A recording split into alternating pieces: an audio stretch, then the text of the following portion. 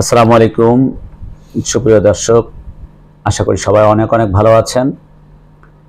গল্পে গল্পে বাবা মার স্টুডিও থেকে সবাইকে শুভেচ্ছা জানাচ্ছি। আজকে আমাদের স্টুডিওতে উপস্থিত হয়েছেন একজন নিপাট ভদ্রলোক, সৎ এবং নিষ্ঠাবান একজন ব্যবসায়ী মানুষ। তিনি আজ স্টুডিওতে এসেছেন ওনার জীবনে বাবা মার সাথে নিবিড় কিছু তথ্য, নিবিড় কিছু স্মৃতি আমাদের সামনে উপস্থাপন করবেন। সে উদ্দেশ্যে আমরা এখন চলে যাব জনাব লুৎফর রহমান সাহেবের কাছে। আসসালামু আলাইকুম লুৎফর ভাই, কেমন আছেন আপনি? জি ভাই, ভালো আছি, আপনি কেমন আছেন? আলহামদুলিল্লাহ। যাক, আজকে আপনার পরিচয়টা দর্শকদের উদ্দেশ্যে পরিচয়টা দিবেন, আপনার গ্রামের বাড়ি।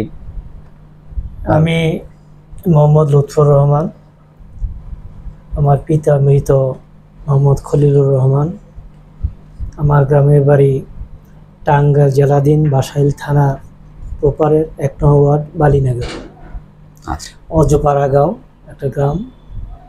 যদি আমার গ্রামটা পাড়াগাঁও হলে সবুজে ভরা সুন্দর একটা মনোরম পরিবেশে আমাদের গ্রামটা। গ্রাম মানেই তো সবুজ, আসলে আমরা যেটা বুঝি এখন হয়তো একটু কম। আমার এই গ্রামেই আমার শৈশব কৈশোর এখানেই বড় হয়েছে, এখানেই লালিত পালিত হয়েছি এবং আমার সেই গ্রামের স্মৃতি নিয়ে এবং আমার বাবা মা নিয়ে আমাকে কিছু কথা বলার জন্য এখানে আমন্ত্রণ জানানো হয়েছে। প্রথমেই আমি ধন্যবাদ জানাই এই স্টোরির যিনি পরিচালক এবং যিনি কর্ণধার, যার মাথার থেকে এই গল্পে বাবা মার এই জিনিসটা মাথার থেকে উঠে এসেছে, তিনি সেই ব্যক্তি আব্দুল সাত্তার ভাই। তিনি অনেক ধন্যবাদ আপনাকে। একজন জ্ঞানগর্বী মানুষ। তিনি সবসময় এই সমস্ত বিষয় নিয়ে পরিকল্পনা করেন, চিন্তা ভাবনা করেন, গবেষণা করেন।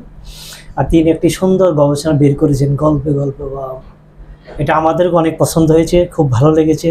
তো বাবা মা নিয়ে কিছু কথা বলা, তো বাবা মা নিয়ে গল্পে গল্পে কথা বলা বলতে গেলে হৃদয়টা কেঁপে ওঠে।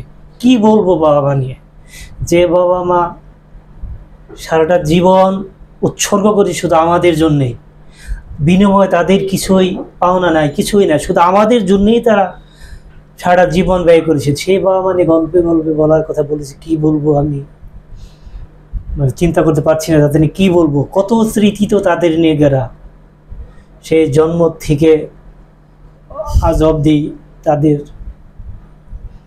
স্মৃতি আমাদের মধ্যে বিদ্যমান রয়েছে। তবু যে আমাকে কিছু বলা হয়েছে, আমি এই গল্পে গল্প আমার স্টুডিও থেকে সবাইকে, আপনাদেরকে আমার আন্তরিক শুভেচ্ছা জানাচ্ছি, ভালোবাসা জানাচ্ছি। আপনারা সবাই ভালো থাকবেন এবং আমি আমার মূল পর্বে চলে যাচ্ছি। ছাত্র ভাইকে ধন্যবাদ জানিয়ে আমি আমার মূল গল্প এখানেই শুরু করছি। বাবা মা নিয়ে বলতে গেলে আসলে বাবা মা প্রত্যেকটা ছেলে মেয়ের জীবনেই বাবা মা একটা আইকন।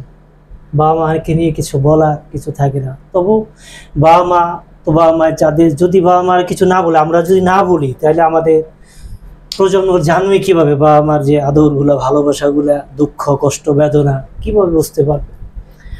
তাই বাবা মা স্মৃতি নিয়ে আমি প্রথমে আমার মাকে নিয়ে আমি একটা কথা বলি। যেহেতু গল্পে গল্পে বাবা মা, আমি বলবো গল্পে গল্পে মা বাবা। মাকে প্রায়োরিটি আগে দেওয়া হচ্ছে। আল্লাহ সুবহানাহু ওয়া তাআলা নিজেই মাকে প্রায়োরিটি দিয়েছেন 3 টাইমস, বাবাকে দিয়েছেন একবার। সো অবশ্যই আসতেই পারে মা আগে। তা আমি তখন ছোটোবেলায় ক্লাস 4 বা 5-এ পড়ি।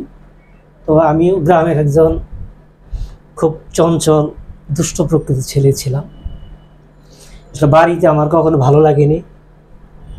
স্কুলে থেকে আসছি, আসার খাওয়া দাওয়া করে আমার গন্তব্যস্থান ছিল মাঠ, যার জন্য এই মাঠে আমার সব বন্ধু বান্ধব যে কাটতো বেশি সময়।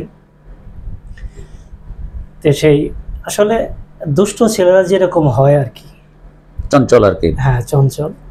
আমি একদিন, আমার বাবা আমাকে বলে গেলেন, আমরা তো গ্রামের ছেলে, হয়তো শহরের ছেলেরা বুঝবে না গ্রামের ছেলেদের কষ্ট, তাদের চলাফেরা। গ্রামের ছেলেদের সাথে শহরের ছেলেদের মধ্যে ফাট তফাৎ, তারা বুঝতে পারবে না। আমরা মাঠেও কাজ করেছি, ঘাটেও কাজ করেছি, বাড়িতে কাজ করছি, আবার খেলাধুলাও করছি, লেখাপড়াও করেছি, সমস্ত কিছু নিয়ে আমাদের গ্রামে বেড়ে ওঠা। তো কোনো একদিন আমার বাবা আমাকে বললেন যে আজকে তুমি মাঠে পড়ে যাও, একটা কাজ করে যেও। কি কাজ?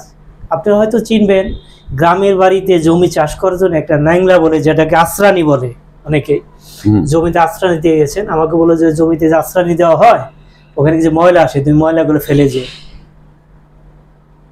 তার ফলে বাবা বলে বাবার মতো সে জমিতে এই নিড়ানি নিয়ে চলে গেছেন। আমার আর এই কথাটা মনে নেই। আমার তো স্কুল থেকে আসার পর চিন্তায় একটা, আমি কখন মাঠে যাব। তা আমি ভুলে গেছি বাবার কথা, মাঠে গেছি। খেলা প্রেমিক ছিলেন আর কি এক কথায়। তা আমি ফুটবল খেলেছি। আমি ফুটবল খেলাতে অনেক গ্রামে ছুটে বেড়াচ্ছি ফুটবল খেলার সুবাদে। তো আমি যখন মাঠে গেছি ফুটবল খেলতে, মাঠে গিয়ে সবার সাথে খেলে টেলে যখন বাড়ি আসছি, দেখি গ্রামের বাড়িতে বলে হাউলি বেড়া, মানে বাড়িতে ঢোকার আগেই যে একটা ব্যারিকেড থাকে, সেই বেড়াটা ওখানে আমার মা দাঁড়িয়ে আছেন। আমি মাকে দেখে বললাম, মা কথা বলবা না, চুপ থাকো। কেন? তোমার বাবা খুব রেগে গেছেন। কেন মা? আমি কি করলাম বাবা রেগে গেছে? তোমাকে তোমার বাবা কিছু বলছিল? তখন আমার মনে হয়েছে, হ্যাঁ, আমার বাবা তো বলেছিল আমাকে ওই জমি পরিষ্কার করবে, সেই ময়লাকে ফেলিয়ে দেওয়ার জন্যে। তো আমার মা বলতেছে তুমি এখন ঢুকবা না, তোমার বাবা অনেক রাগ করতেছেন, সে বসে আছেন, তুমি গেলেই তোমাকে মারবে। আমি তখন দিশাহারা, কি করব। বাড়িতে মা আমাকে বললো তুমি চুপ করে গিয়ে আমাদের একটা বাইরে একটা ঘর আছে, মা ওই ঘরে আমাকে বসাই দিয়ে আলো নিভাই দিয়ে চুপ করে মা চলে আসলেন। আর বাবা একবার রাগে দিয়ে গড়গড় করে ঘরে থেকে বের হয়, আবার ঘরে যায়। মানে তার ভিতরে খুব মানে রাগান্বিত ভাব, ছেলে আমার কথা শুনে নাই, আমি একটা বলে গেলাম কথা শুনলো না। তো আমার মা বাবার চোখে আড়াল করে খাবার নিয়ে আসে আমার রুমে দিয়ে গেলেন।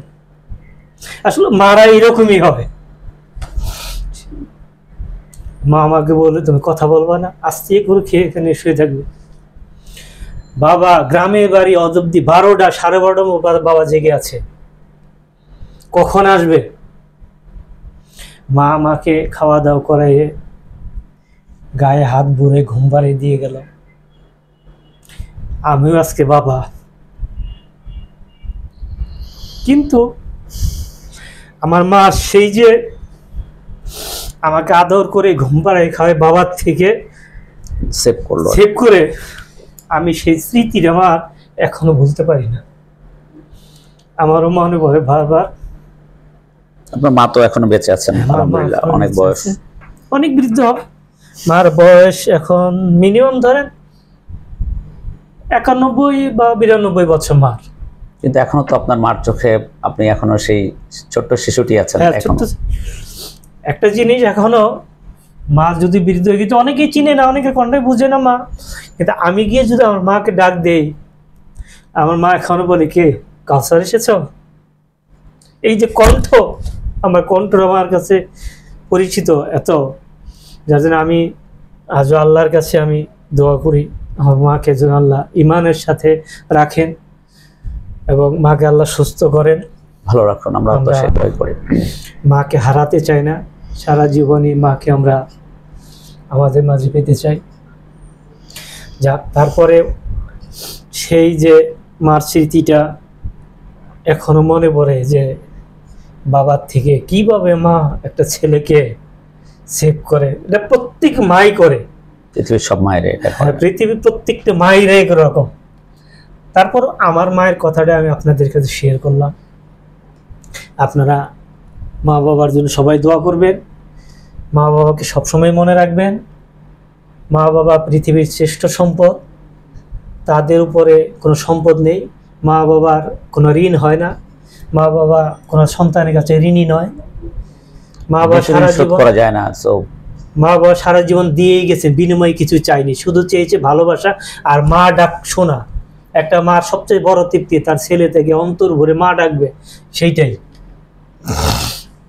আল্লাহ ভালো রাখুক আপনার মাকে, আমরা সেই দোয়া করি। এবং দর্শকদের বলবো আপনারা দোয়া করবেন লুৎফর ভাইয়ের মা যেন আরও দীর্ঘজীবী হন এবং সুস্থ থাকেন।